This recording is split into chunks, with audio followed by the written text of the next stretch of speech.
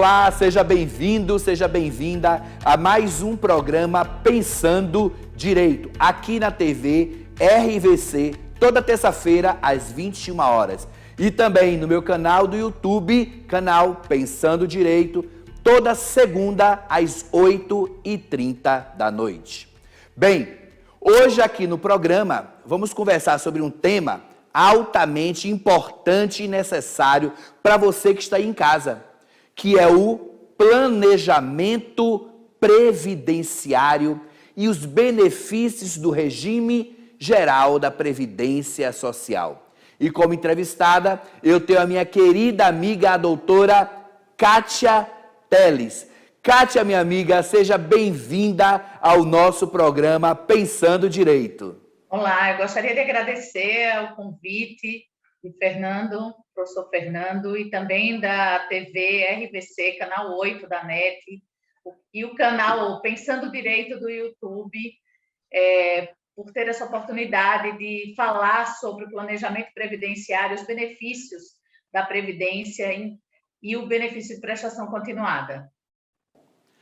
No programa de hoje, nós vamos tentar dividir esse tema, porque é muito extenso, em 3 partes. A primeira parte, nós vamos conversar sobre planejamento previdenciário. Na segunda parte, benefícios previdenciários e as alterações trazidas pela Emenda Constitucional número 103 de 2019. Na terceira parte, nós vamos falar sobre BPC, Benefício de Prestação Continuada, o famoso LOAS. E ainda no último bloco, o nosso ping-pong de cara com Peixoto. Beleza? Então vamos lá, vamos começar o nosso programa.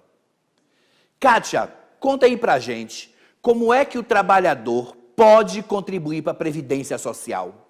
O trabalhador, ele contribui para a Previdência Social de algumas formas, vai depender do tipo de trabalhador que ele é. Por exemplo, se ele é um empregado, né, tem vínculo empregatício, a empresa que vai fazer esse recolhimento é responsável pelo recolhimento, retendo o valor da contribuição para posterior repasse da contribuição para a Receita Federal.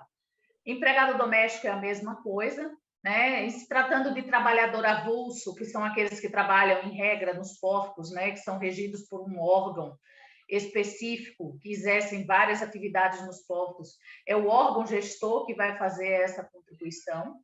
E tem também o trabalhador que contribui por conta própria, que é o contribuinte individual, que é uma categoria genérica e que abarca tanto os autônomos, prestadores de serviço por conta própria ou prestador de serviço à empresa, e ministros de confissão religiosa, por exemplo, né, empresários, né? Então, quando nós falamos em contribuinte individual autônomo, prestador de serviço por conta própria, ministro de confissão religiosa, empresários, eles recolhem por si mesmos, eles são os responsáveis pelo recolhimento da contribuição. Agora, outra dúvida que já surgiu aqui para mim. Quando é possível aumentar o valor da contribuição? O aumento do valor da contribuição, ele vai depender ou da empresa que o empregado está trabalhando, que tem um vínculo empregatício, né? À medida que aumento salarial aumenta a contribuição, porque a contribuição ela vai incidir por faixa salarial, né? Nós vamos de 7,5% a 14% após a última reforma da Previdência. Em se tratando de trabalhador por conta própria, contribuinte individual, por exemplo, ele é que vai determinar o salário de contribuição dele, que é a base de cálculo para ele pagar a contribuição. Então, ele pode pagar a contribuição sobre um salário mínimo, mas ele pode pagar a contribuição sobre o teto da Previdência também, ou sobre 2 salários mínimos, 3 salários mínimos. Então, quem é responsável pela própria contribuição é que vai definir essa forma, né, esse valor que vai contribuir, se vai aumentar ou não.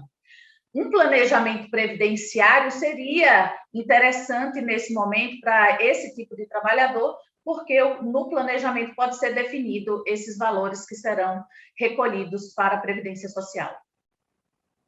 Você falou em contribuição de empregado doméstico, dentre outros. Agora, isso tem a ver com segurado obrigatório e facultativo? O que é que isso significa?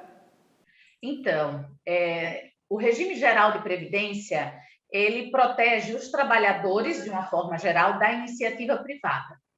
E nessa proteção, a legislação previdenciária, ela incluiu também pessoas que, mesmo sem trabalhar, por exemplo, uma dona de casa, né? Um estudante,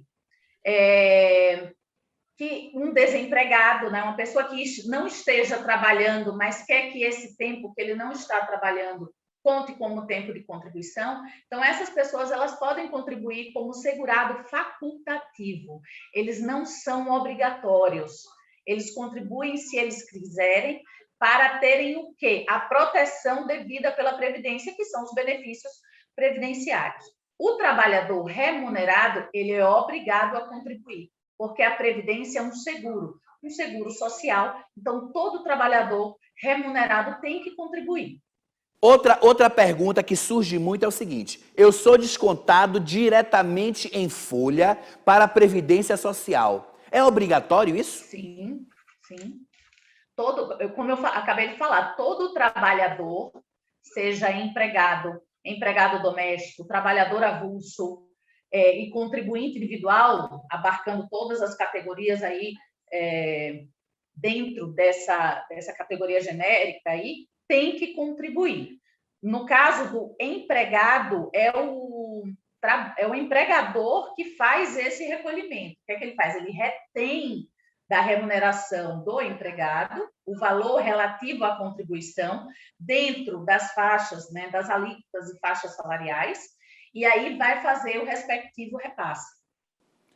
O segurado pode ter uma previsão do valor da sua aposentadoria no futuro? Veja só, a Previdência Social, ela tem regras que mudaram muito, né? Elas vêm mudando. Nós tivemos uma grande reforma em 1998, com a emenda 20. Nós tivemos reformas menores, até a última, que também foi muito grande, que foi a emenda constitucional número 103.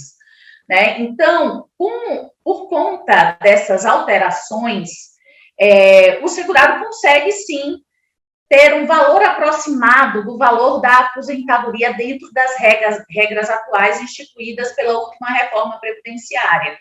Mas aí você pode me perguntar, e ele consegue isso sozinho? Ele precisa fazer um planejamento, como eu falei inicialmente. No planejamento previdenciário, né, o responsável pelo planejamento, que é o advogado, ele vai fazer essas projeções de acordo com o que o segurado pode contribuir. Agora, eu acho que o pessoal de casa também está com essa dúvida. Eu queria que você nos explicasse. O que seria, então, esse planejamento previdenciário? Sim, sim.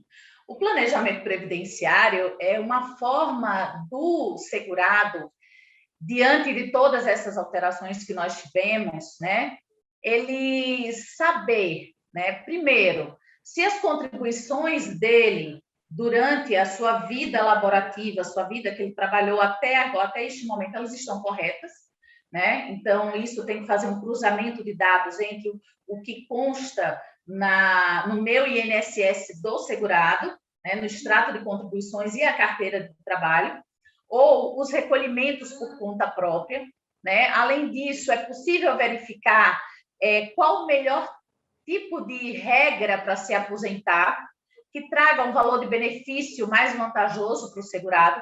Então, há uma sugestão, né, diante do quadro de informações do trabalhador, o advogado ele consegue verificar quais seriam as melhores regras para serem aplicadas, né? E também o valor de contribuições futuras. Um autônomo, por exemplo, sobre quanto eu vou contribuir para ter mais ou menos um valor X daqui a 5, 10, 15 anos, né? Então, nós conseguimos fazer esse cálculo aproximado, não é exato, é um cálculo aproximado, para que o segurado tenha uma previsibilidade e não seja pego de surpresa, né? Muita gente vai se aposentar, requer aposentadoria lá no INSS, e quando vai ver, o INSS diz, não tem direito a se aposentar, porque você não cumpriu os requisitos. Então, para que você não seja pego de surpresa, você faz esse planejamento, porque você já sabe de antemão o que precisa fazer para, no momento do requerimento da aposentadoria, você ter acesso ao seu benefício. Agora, Kátia, é o seguinte, quero ajudar agora o pessoal de casa que está aqui nos assistindo. Como é que o pessoal de casa, como é que o contribuinte pode conferir se estão havendo as contribuições ou se estas foram recolhidas? Existe algum aplicativo para que esse contribuinte ele possa acessar? Existe, sim. Existe um aplicativo chamado Meu INSS. Tá? É um aplicativo que o trabalhador ele tem acesso a todas as informações relativas ao seu trabalho, desde quando ele começou, né? E nessas informações existe lá para você acessar o CNIS, que contém o extrato de contribuições do trabalhador. Então, a partir do CNIS, o segurado ele consegue verificar se foram feitas todas as contribuições e se as contribuições elas estão corretas. Como é que eu sei se elas estão corretas? É importante que o trabalhador guarde os olerites. Então, os olerites eles são prova de pagamento da contribuição, do valor da contribuição. Então, no momento do planejamento previdenciário, o responsável por fazer esse planejamento vai fazer essa verificação. Se o que está contribuído, o valor contribuído que consta no INSS é igual ao que consta no olerite. E se não cruzar, ou seja, esses dados não baterem, há como pedir o reajustamento do CNIS. Como assim? Guardar olerites? Vamos lá. Imagina que eu tenho 30 anos trabalhando em uma determinada empresa. Como é que eu vou guardar esses olerites? Eu acho que nesse tempo aí, né, a impressão já desapareceu, ou não? É muito complicado isso. Geralmente, os segurados não guardam, né? Não tem esse documento em mãos. Eu fiz um planejamento há pouco tempo que o segurado tinha alguns. E ajudou muito porque eu consegui verificar que no INSS não constava a contribuição e, através do olerite, tinha contribuição. Então, nós fizemos um pedido de reajustamento de CNIS para incluir essas contribuições que não constavam no INSS. Então, sem os olerites, ou mesmo a carteira de trabalho, né? A carteira de trabalho vai provar só o vínculo, não vai provar valores, né? Mas sem esses olerites fica mais complicado a gente fazer esse cruzamento de valor de contribuição. Olha só, então fica aqui a dica para você que está aí em casa.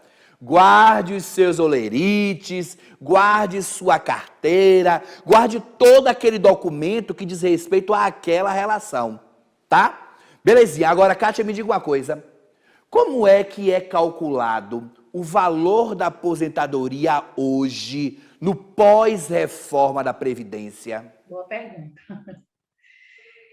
Até 13 de novembro de 2019, que foi o momento que a última reforma passou a ter vigência, a forma de calcular os benefícios era com base numa média aritmética simples. Média aritmética simples dos 80% maiores salários de contribuição. O salário de contribuição é a remuneração do trabalhador, tá? É a base de cálculo, né? Então, pegam-se os 80% maiores salários, descartam os 20% menores, né? E aí você faz essa média aritmética, atualiza, soma todos os valores e divide pela quantidade de salários de contribuição, de remunerações do trabalhador. E aí, cada benefício, antes da emenda, da última reforma, tinha um coeficiente, né? A aposentadoria por tempo de contribuição era 100%, o auxílio-doença era 91%, a aposentadoria por idade era 70%, acrescentando-se 1% a cada grupo de 12 contribuições posteriores, né, a mais que o mínimo exigido. E aí vai. Com a reforma, nós tivemos uma nova forma de calcular.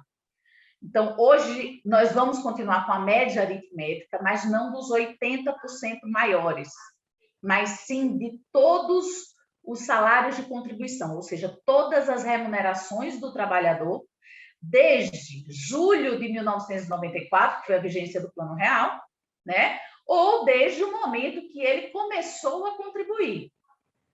Então, faz-se essa média aritmética simples de todos, ou seja, se você contribuiu por 5 anos sobre o teto e depois ficou contribuindo sobre um salário mínimo, vai ter uma interferência grande, porque esses valores menores não serão excluídos, né? Então, vão se utilizar todos os salários de contribuição. Feita essa média, vai ter um coeficiente que vai incidir sobre esse resultado, que é de 60%. A regra permanente de aposentadoria hoje exige 15 anos de contribuição para a mulher e 20 anos de contribuição para o homem. Então, vai ser 60%, começa com 60%. Se essa mulher ou homem, trabalhadora ou trabalhador, tiver mais que 15 anos de contribuição, mulher, e mais de 20 anos de contribuição, o homem, vai acrescentar 2% a cada ano a mais. Por exemplo, eu tenho 20 anos de contribuição e 62 anos de idade, tá? O mínimo que se exige para mim são 15 anos, então eu tenho 5 anos a mais de contribuição. Então, esses 5 anos a mais eu multiplico por 2, porque eu acrescento 2 a cada ano a mais. Então, eu tenho 10%. Eu vou somar esses 10% aos 60%, que é a base, o coeficiente base. Então, o meu benefício vai ser 70% da média aritmética de todos os salários de contribuição desde julho de 94, ou desde o momento que eu comecei a contribuir.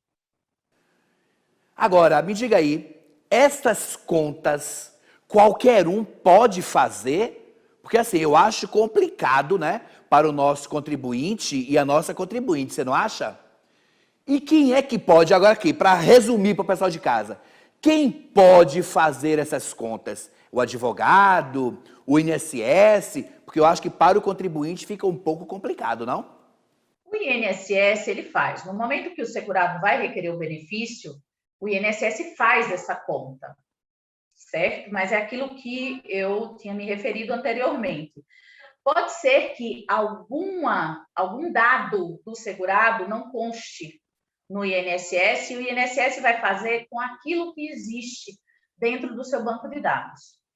Então, o advogado, ele consegue fazer essa conta e ter a certeza do efetivo tempo contributivo para o segurado, para que essa porcentagem a mais, esse coeficiente que se soma à base, ao coeficiente base, ele consiga, né, ser esticado dentro do quadro contributivo do trabalhador. Né? O advogado, ele vai ter o papel de quê? De verificar se realmente os dados contidos no INSS, eles cruzam com as informações documentais do segurado. Uma questão assim que eu particularmente tenho, né, porque todo mundo sabe, quem acompanha aqui o nosso programa sabe, que eu não atuo na área previdenciária. E tem algumas expressões que até eu também fico em dúvida. Então vamos ajudar aqui o pessoal de casa. Explica aqui pra gente o que é fator previdenciário. O fator previdenciário, ele foi criado pela Lei 9876 de 99 para garantir que a aposentadoria por tempo de contribuição vinda com a emenda constitucional número 20, né, que substituiu a aposentadoria por tempo de serviço, evitasse que as pessoas se aposentassem mais cedo, né? Então, o fator previdenciário, ele leva em consideração a expectativa de sobrevida, e quanto maior a expectativa de sobrevida, o seu valor vai diminuir o valor do benefício, vai fazer essa diminuição do valor do benefício. E o objetivo dele foi que no sistema previdenciário rege a solidariedade intergeracional. Então, hoje, quem contribui para aquele que está recebendo. Então, se eu recebo por muito tempo um benefício, eu tenho que ter trabalhador, né, segurado para sustentar esse sistema. Então, o fator veio para evitar essas aposentadorias por tempo de contribuição precoces na idade. O fator previdenciário continuou a existir mesmo com as novas regras? E é possível fugir desse fator previdenciário? Então, ele ainda existe, mas ele existe somente em uma regra de transição, que é a do pedágio 50%.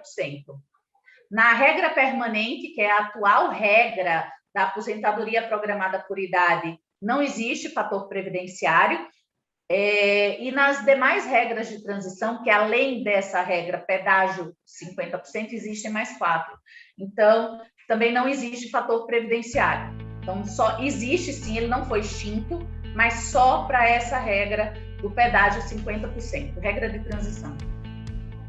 O programa de hoje está sensacional, hein? Por isso, não saia daí, que a gente volta já já.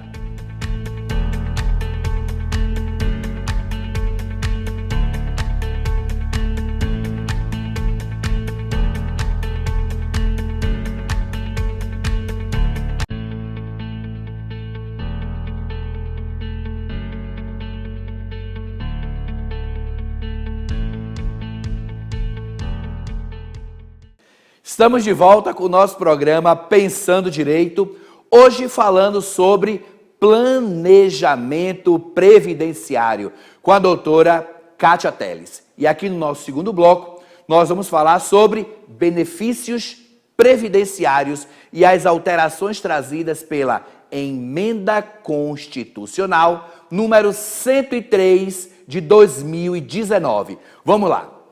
Kátia, me diga uma coisa. A Emenda Constitucional número 103 de 2019, de fato, trouxe muitas mudanças para os benefícios previdenciários? Trouxe.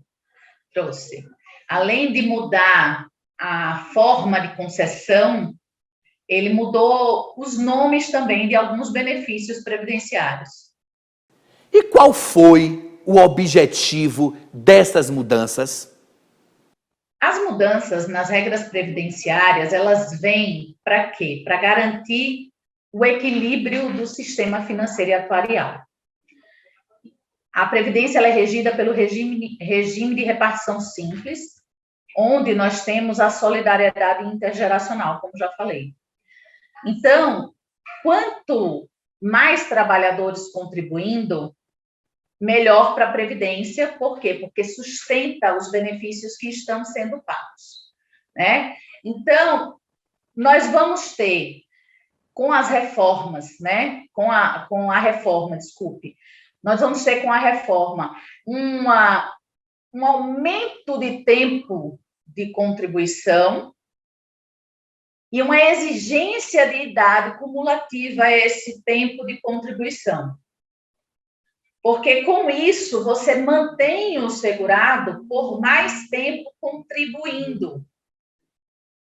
E a reforma ele não necessariamente aumenta o tempo de contribuição. Ele traz o mínimo de contribuição, mas vincula essa necessidade de contribuir mais para que o segurado, o trabalhador, ele tenha um valor de benefício compatível com aquilo que ele contribui, porque quanto mais contribuições, maior aquele coeficiente que eu falei de 60%, mais 2% a cada ano a mais contribuído. Então, isso faz com que o segurado busque esse valor de benefício maior, contribuindo mais. E a idade também, ela teve uma alteração, né? A mulher hoje, 62 anos de idade, antes da emenda era 60, e o homem, 65. Quais foram as regras de transição incluídas pela reforma da Previdência em 2019 para a aposentadoria do segurado? Sim. Nós tivemos 5 regras de transição. 5 regras de transição e a regra permanente. As 5 regras de transição, elas vieram para abarcar formas de aposentadoria que existiam antes da emenda.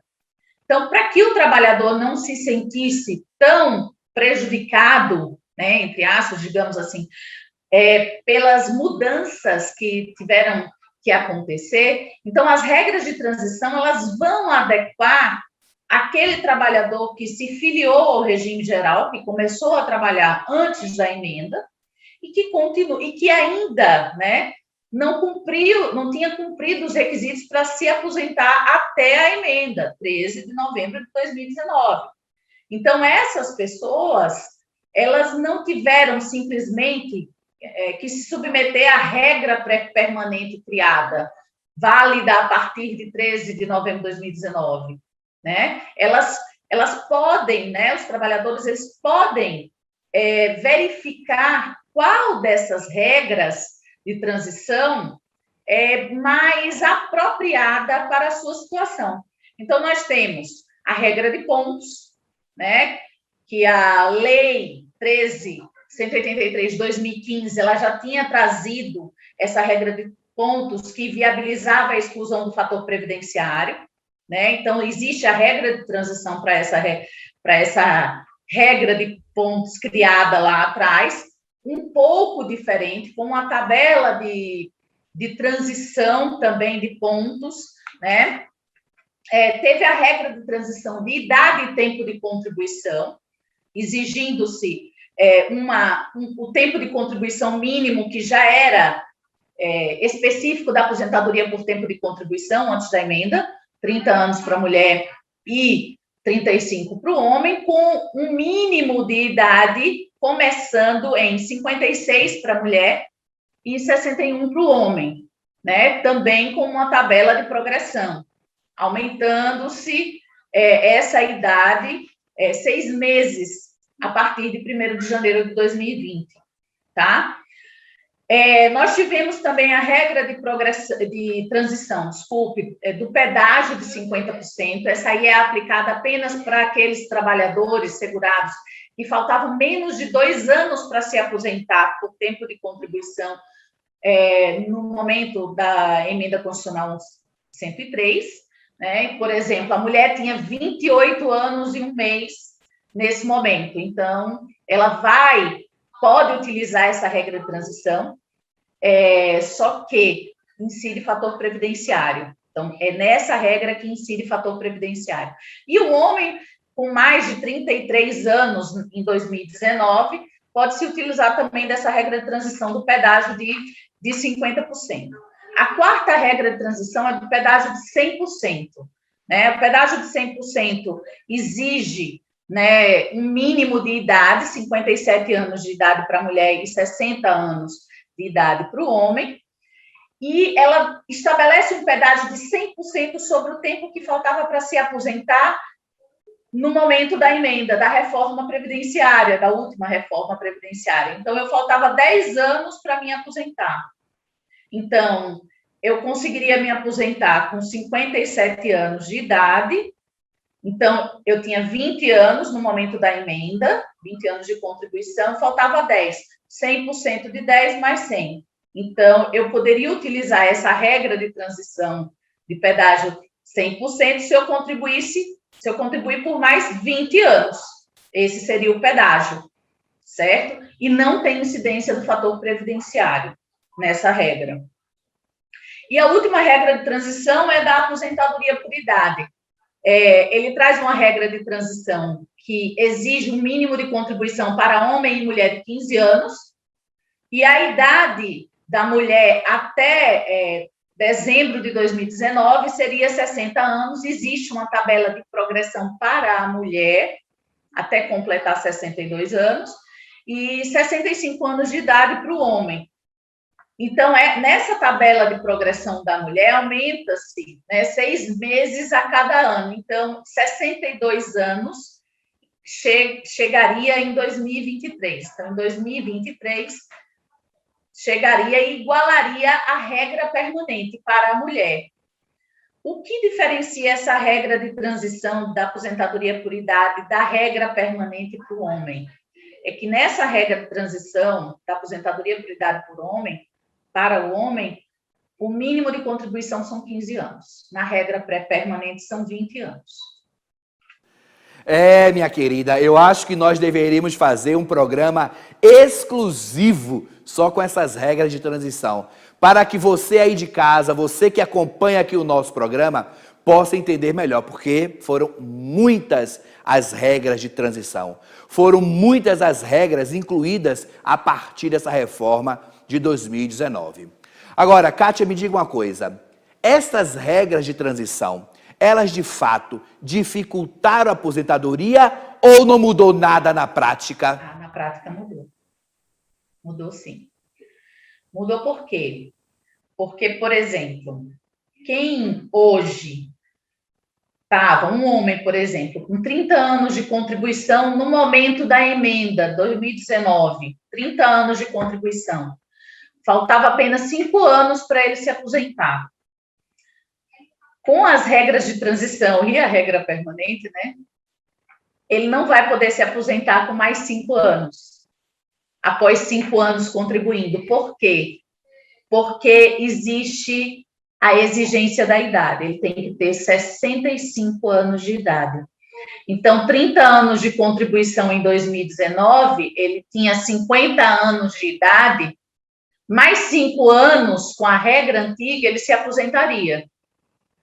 Com a regra nova, as regras, utilizando-se as regras de transição, ele vai ter que esperar para se aposentar até 65 anos de idade, porque tem que ter idade e tempo de contribuição. Eita, danou-se! Então, eu acho que eu não me aposento mais, hein? Jesus, Maria José. Agora, me diga uma coisa, a reforma também trouxe nova regra de aposentadoria? Trouxe uma, O que a reforma fez? Que era para ter sido feito na emenda constitucional número 20 de 1998. Na emenda constitucional número 20 de 98, foi a primeira grande reforma da Previdência, da atual Constituição,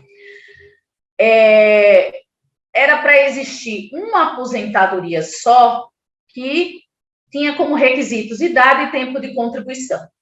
No momento da votação, houve um equívoco, e separaram-se esses requisitos, transformando-os não em requisitos, mas cada um em um benefício diferente. Uma aposentadoria por idade, outra aposentadoria por tempo de contribuição.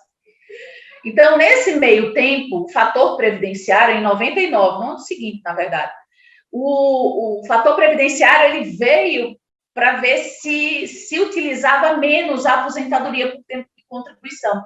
Então, ele veio tentar restringir o uso da aposentadoria por tempo de contribuição. Não conseguiu muito, porque as pessoas se aposentavam por tempo de contribuição e continuavam contribuindo, trabalhando e contribuindo.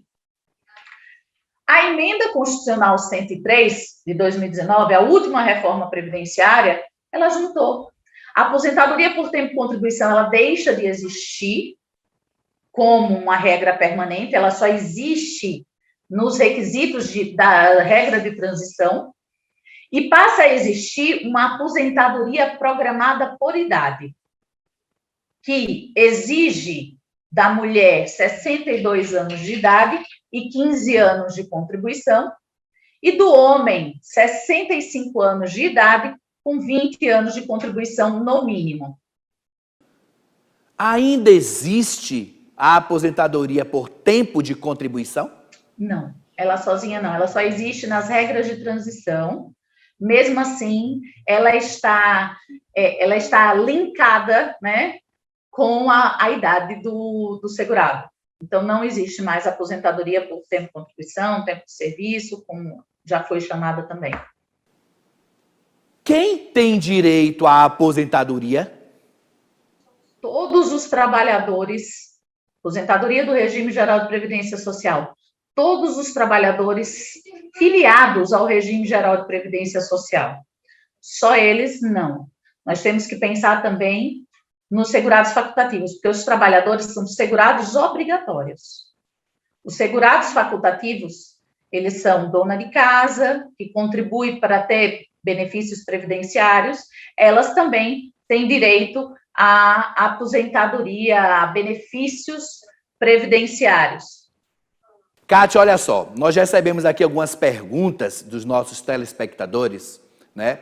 E uma pergunta que surgiu, que foi muito constante, é a seguinte: existe diferença entre a aposentadoria urbana e a aposentadoria rural?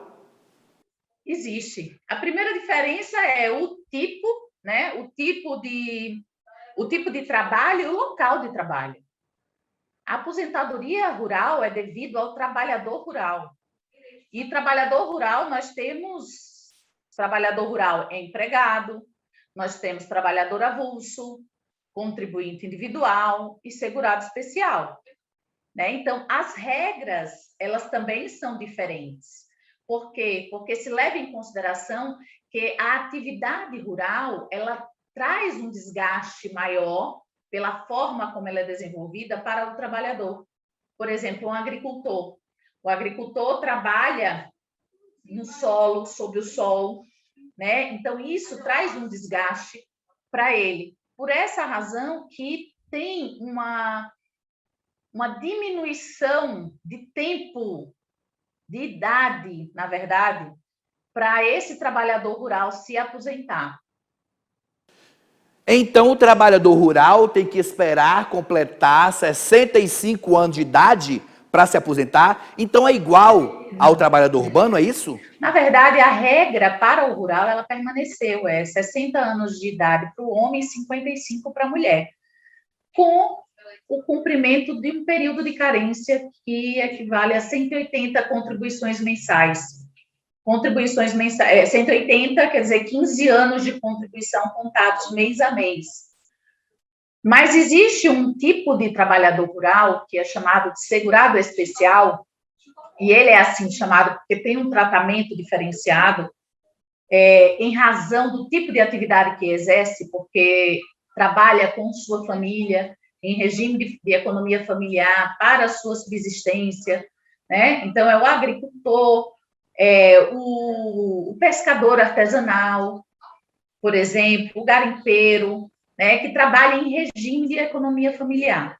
Então, esses trabalhadores, eles precisam provar que exerceram atividade no âmbito rural em regime de economia familiar. Ele não precisa necessariamente provar que contribuíram. Eles, hoje, é possível fazer uma autodeclaração, né? E essa autodeclaração, se o INSS quiser mais informações sobre isso, ele vai buscar os meios e pedir, solicitar os documentos a esse trabalhador que trabalha em regime de economia familiar. Outra dúvida que geralmente surge também é o seguinte: aposentadoria híbrida. O que é isso? O que significa? A aposentadoria híbrida, ela foi instituída para quê? Para viabilizar que esse trabalhador, principalmente aquele que trabalha em regime de economia familiar, onde não se exigem contribuições, né, o segurado especial, por exemplo, trabalhador rural, segurado especial, ele possa utilizar esse tempo para se aposentar numa aposentadoria urbana. Ele trabalhou em um momento da sua vida em regime de economia familiar, não contribuiu, mas consegue provar a autodeclaração ou outros meios, né, se o INSS exigir, e começa a trabalhar no âmbito urbano. Então, para compor o período mínimo de contribuição para ter acesso a uma aposentadoria urbana, ele pode utilizar esse tempo que trabalhou no âmbito rural, somar e obter a aposentadoria. Por isso que ele chama híbrida, porque utiliza tempo rural com tempo urbano. Outra pergunta também que recebemos aqui no nosso canal, e aliás, você que está em casa, quiser mandar alguma pergunta para a gente, é fácil, é simples. Basta acessar o nosso canal no YouTube, canal Pensando Direito, e mandar lá o seu comentário, mandar a sua pergunta, que nós vamos repassar aqui para o nosso convidado. E uma pergunta que chegou para a gente foi justamente essa. Será que eu posso pedir minha aposentadoria direto na justiça? Ou eu primeiro preciso solicitá-la junto ao INSS? Tem que solicitar no INSS primeiro, porque ele é o órgão responsável pela concessão dos benefícios. Então, o primeiro lugar que o segurado tem que se dirigir é o INSS. A justiça é um segundo momento. Um segundo momento quando? Quando realmente o INSS ou indefere o benefício em suas instâncias, porque tem o primeiro pedido, depois tem a primeira instância, a segunda instância, que são as vias recursais administrativas, né? Então, o segurado ele pode fazer uso desses recursos administrativos também.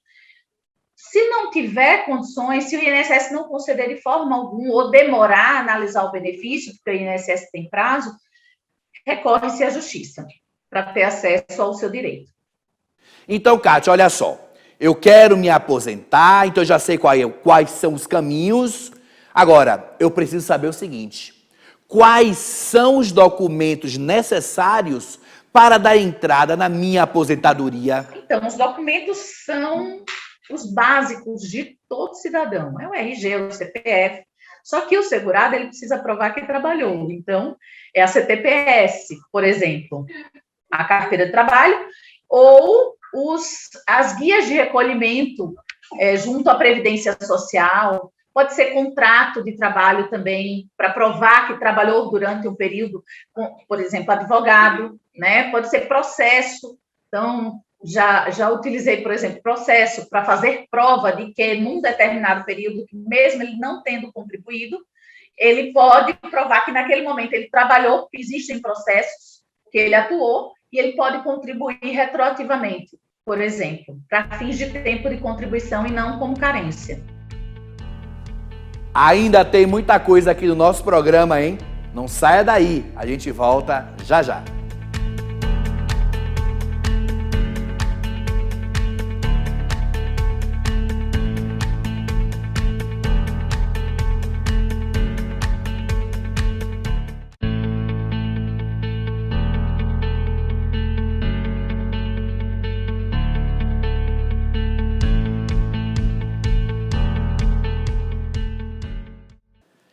Estamos de volta aqui com o nosso programa Pensando Direito, falando hoje sobre um tema que é espetacular, um tema que é necessário para você aí de casa, planejamento previdenciário.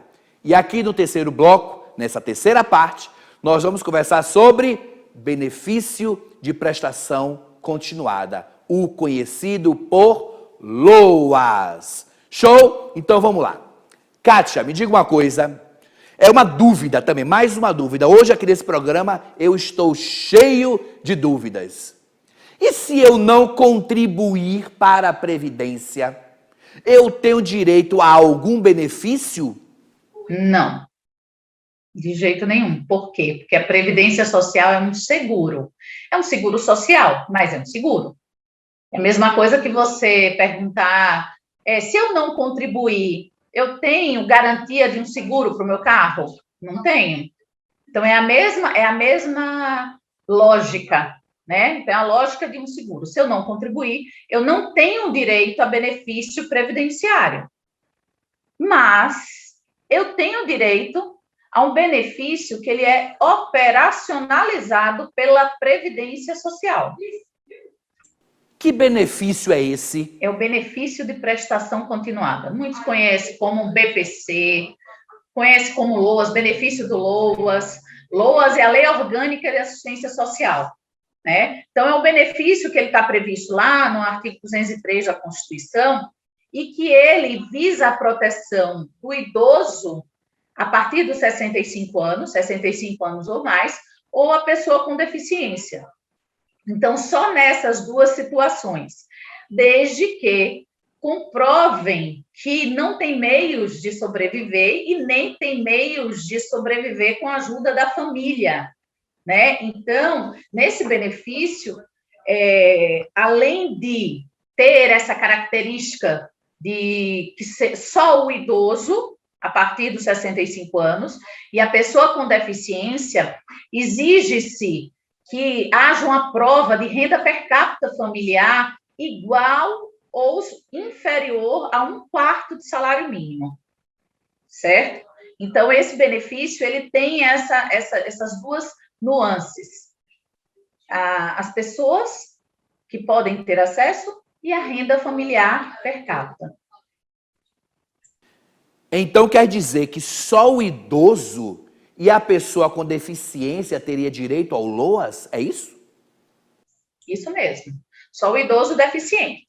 Agora, sim, nessa questão de renda per capita familiar, nós temos algumas ações civis públicas, inclusive elas, digamos assim, utilizadas na via administrativa por força da portaria 374, tá, de 2020, né, que viabiliza uma margem maior do uso dessa renda per capita familiar, a depender de quê? Da necessidade daquele idoso ou deficiente, pessoa com deficiência, no seio familiar. Então, esse idoso ou pessoa com deficiência precisa comprar, precisa do uso de fralda, precisa de medicação que o SUS não dispensa, disponibiliza, né? Então, nesses casos, mesmo que a renda per capita familiar seja superior a 1/4 do salário mínimo, é possível que esse idoso ou pessoa com deficiência tenha acesso com base nessas ações civis públicas, né? E é ratificada, digamos assim, por portaria do próprio INSS, que é a 374. Me diga uma coisa, vamos lá. Vamos pensar que nessa família existem várias pessoas, né?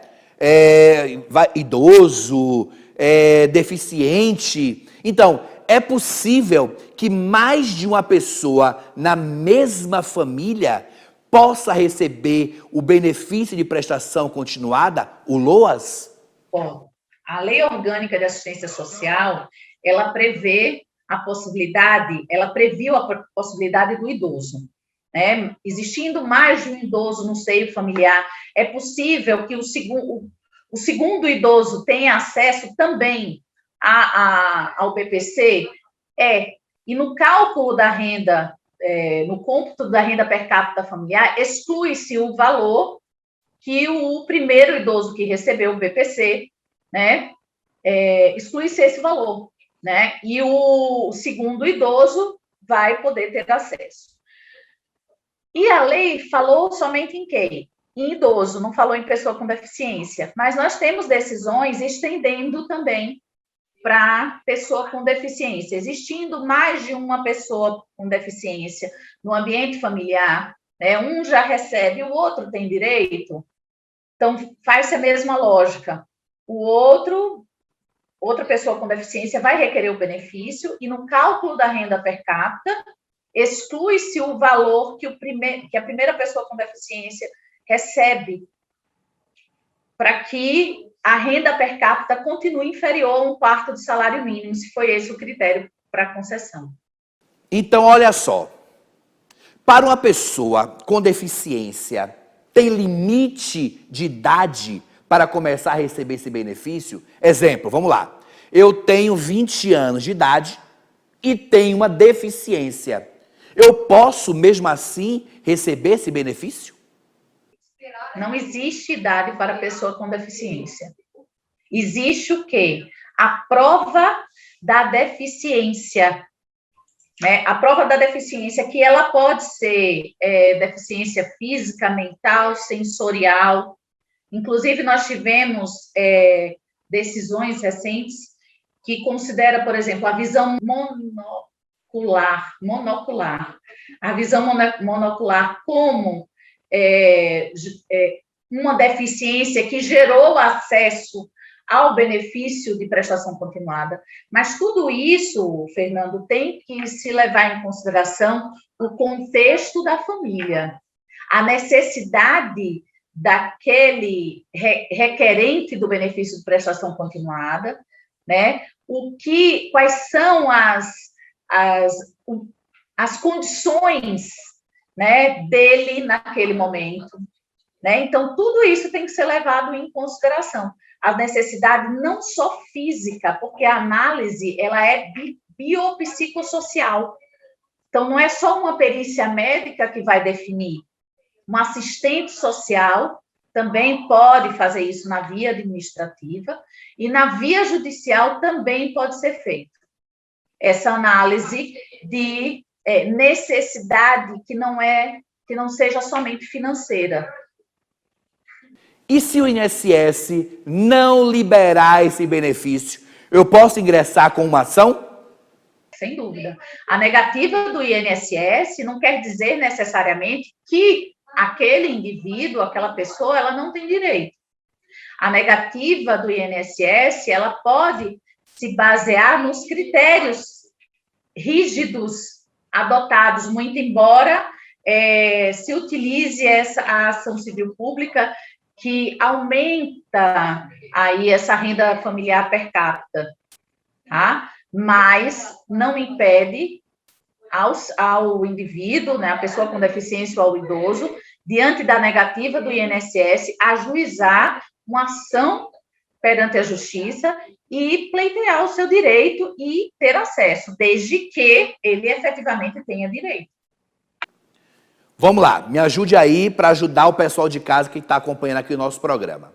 Como é que eu faço para dar entrada no LOAS, nesse benefício de prestação continuada? Quais seriam esses documentos necessários para que eu possa dar entrada? RG, CPF, vamos lá. Comprovante de residência, né? No caso de idoso, tem que provar a idade, a renda per capita familiar inferior a 1/4 do salário mínimo. Isso aí pode vir, pode provar através de remédios que ele precisa tomar, uso de fraldas, necessidade de uma pessoa para cuidar dele, por exemplo. No caso de pessoa com deficiência, a prova tem que ser também através de uma perícia médica, né? Uma análise biopsicossocial, como eu falei, né? Em ambos os casos, análise biopsicossocial. No caso da pessoa com deficiência, tem que ter a perícia médica para verificar o tipo de deficiência e se essa deficiência está dentro, realmente o impede de trabalhar, de exercer as atividades diárias. O LOAS é uma aposentadoria? É um tipo de aposentadoria ou não? Não. Muita gente confunde. Muitas pessoas acham que recebem a aposentadoria da Previdência Social. Aí, quando vem conversar comigo, doutora, eu recebo uma aposentadoria da Previdência Social. Deixa eu dar uma olhada na documentação, né? Quando eu vejo é benefício de prestação continuada. Então, há essa confusão, por quê? Porque o INSS operacionaliza. Então, como ele operacionaliza um benefício que é da assistência social, as pessoas confundem, acham que estão recebendo uma aposentadoria da Previdência Social. Mas, como eu falei antes, a Previdência, ela só protege o segurado, aquele que prova a contribuição, porque é um seguro. A assistência, ela assume um caráter o quê? Subsidiário. Então, aqueles que não estão protegidos pela Previdência Social, porque não são trabalhadores, porque não contribuem para esse seguro que é social, eles podem ter acesso à proteção assistencial, que é o terceiro subsistema do sistema maior que é de Seguridade Social, previsto na Constituição. Então, a assistência, ela assume esse caráter subsidiário. Então, se a família não consegue auxiliar, né, dar conta financeiramente daquela pessoa, né, ajudar na compra de remédios, pagamento de medicamentos. Então, o Estado entra na jogada. Então, ela tem uma subsidiariedade dupla, né? Primeiro, a família não conseguindo, aí entra o Estado com a proteção. E esse benefício específico para idoso e pessoa com deficiência, ele é devido só para essas pessoas. E existe também, por exemplo, o Bolsa Família. Existe, por exemplo, agora, em razão da Covid, o auxílio emergencial, que são benefícios assistenciais, da assistência social e não da Previdência. Outra pergunta bastante comum, muita gente questiona. É possível cumular aposentadoria com o LOAS? Jamais, não pode. Ou você tem a aposentadoria, né? Ou você tem o LOAS. Se você tem a aposentadoria, você não precisa do LOAS.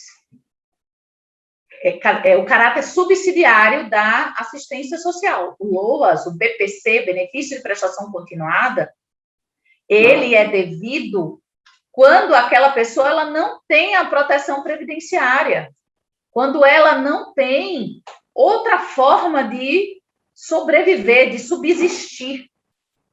Então, não é possível de forma alguma. E na mesma família, vamos lá, vamos esclarecer. É possível ter alguém que seja aposentado e outro que receba o LOAS? Pode sim. Pode ter um aposentado, uma pessoa com deficiência recebendo o LOAS.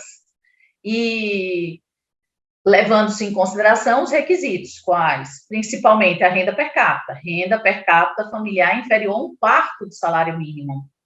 Pode ser que só uma pessoa na família é aposentada, recebe R$ 1.100 de aposentadoria e mora ali naquele ambiente familiar, mora com a esposa, um filho deficiente, netos, outro filho. E aí, por exemplo, se você pegar R$ 1.100 e dividir por 5 pessoas, já dá um valor igual ou inferior a 1/4 do salário mínimo, que viabiliza a essa pessoa com deficiência ter acesso ao BPC. Kátia, muito boa a sua explicação, viu? Eu hoje acabei de aprender mais uma coisa com você. Espero que você aí de casa também. Agora, para acrescentar aqui aos nossos conhecimentos, qual é o valor do LOAS? É um salário mínimo invariavelmente. Não existe como diminuir nem aumentar. Aquele que recebe o BPC recebe um salário mínimo. Importante, esse benefício de prestação continuada, ele não é definitivo. Ele é reavaliado a cada 2 anos. Como assim? Então quer dizer que o benefício de prestação continuada, o LOAS, ele não é definitivo? Não, ele passa por uma reavaliação, a cada 2 anos, ele é reavaliado e o INSS, como é o órgão que operacionaliza, ele verifica se os requisitos que ensejaram a concessão, eles se mantêm. Se eles se mantiverem, renda per capita familiar inferior a 1/4 salário mínimo, que é o critério objetivo, a condição de deficiência também, então ele vai persistir. Ele vai persistir e ele não é transmissível. Ele não se transmite. Agora, mudando um pouquinho de assunto, saindo do LOAS e falando sobre benefícios, os dependentes do segurado, o segurado trabalhador, têm direito a quais benefícios? Os dependentes do segurado, eles têm direito a 2 benefícios, o auxílio reclusão e a pensão por morte. São os benefícios devidos. A diferença é que o auxílio reclusão, ele é devido para os dependentes do segurado de baixa renda. E a pensão por morte é devida aos dependentes de todos os segurados. Os dependentes, quem são, né, esses dependentes? Cônjuge, companheiro, companheira, filhos, né, filhos, menor enteado, menor tutelado, os pais. E os irmãos do segurado também podem entrar na relação de dependência, desde que, né, no caso dos pais, desde que não existam dependentes que a legislação chama de dependentes de primeira classe, que são aqueles que estão diretamente com o segurado, que são cônjuge, companheiro, companheira e filhos, menor enteado, menor tutelado, nesses dois últimos casos, devendo provar dependência econômica. Então, não existindo esses aí, os pais entram na relação de dependência, podendo ter direito à pensão por morte. Não existindo cônjuge, companheiro, filhos e menores lá, e os pais, os irmãos entram, desde que provem dependência econômica também. Como o nosso programa tem um cunho social, eu acho que bastante aguçado, porque nós aqui queremos lhe prestar um serviço para você que está em casa acompanhando. Então, Kátia, é importante que o segurado busque auxílio de um advogado para solicitar a sua aposentadoria, LOAS ou algum benefício junto ao INSS? É importante, sim, o advogado. Por quê? Porque o segurado, ele não tem o conhecimento do processo administrativo. Ele não tem o conhecimento de como pode fazer esse requerimento, se precisa fazer um pedido por escrito, se não precisa. Geralmente, o segurado se dirige ao INSS e o atendente do INSS faz o pedido para ele. O pedido eu estou pedindo auxílio doença. Então, marca a perícia primeiro, junta os documentos e ele não faz nenhuma solicitação contando a sua situação para que seja analisado. Então, isso você só consegue com um advogado.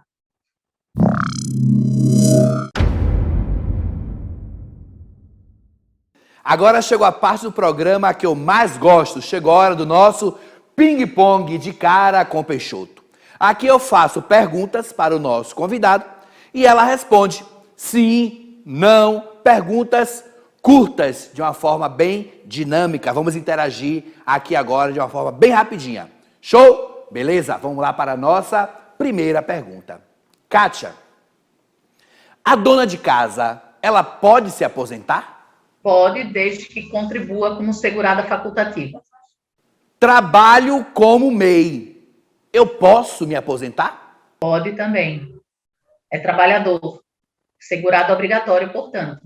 E se eu contribuir a minha vida inteira pelo teto, eu vou receber o teto da Previdência?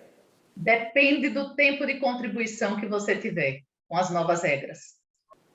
Posso ter a minha aposentadoria penhorada para pagamento de pensão alimentícia? Pode sim, de acordo com o entendimento do STJ, sim. E funcionário público também se aposenta pelo INSS? Não. Funcionário público tem regime próprio de previdência social. Eu posso continuar trabalhando após me aposentar? Sim. Continuar trabalhando e continuar contribuindo. Será que eu preciso economizar dinheiro durante a aposentadoria? Depende. Se a sua remuneração for superior ao teto da Previdência Social, é interessante que se faça uma previdência privada. E eu posso fazer o meu pedido de aposentadoria pela internet? Pode, pelo aplicativo Meu INSS. Kátia, minha querida amiga, chegamos ao fim de mais um programa. Te agradeço demais pela sua presença, pela sua colaboração. Muito, muito obrigado e espero que tenhamos uma outra oportunidade com você. Muitíssimo obrigado. Mais uma vez eu quero agradecer a Fernando pelo convite em participar do programa, né, do canal Pensando Direito, e agradecer também à TV RVC, no canal 8 da NET, por essa oportunidade. Até mais. Queria agradecer você aí de casa que acompanhou aqui o nosso programa Pensando Direito. Se tiver alguma dúvida, alguma sugestão de tema, manda pra gente, que a gente quer fazer um programa especial para você. E como é que faz isso? Simples. Manda mensagem lá pro nosso canal Pensando Direito lá no YouTube ou pelo Instagram, @o_Fernando_Peixoto. Muito obrigado pela sua paciência, muito obrigado pela sua audiência e até o nosso próximo programa. Tchau, tchau, fui!